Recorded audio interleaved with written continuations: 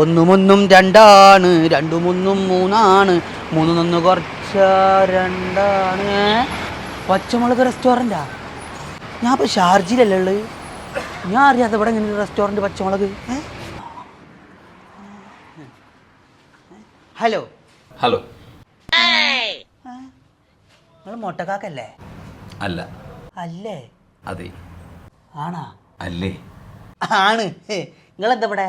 നീ എന്താ ഇവിടെ? ഞാൻ എൻ്റെ സ്നേഹിതനെ കാണാൻ വേണ്ടിയിട്ട് വന്നത്. എന്നിട്ട് കണ്ട? ഞാൻ വരുന്നുണ്ടായിരുന്നപ്പോൾ മുങ്ങി. ബെസ്റ്റ്. ഓനാണ് ആൺകുട്ടി. അല്ല, ഇപ്പോൾ നിങ്ങളെന്താ ഇവിടെ? പുറത്തത്തെ ബോർഡ് കണ്ടില്ലേ?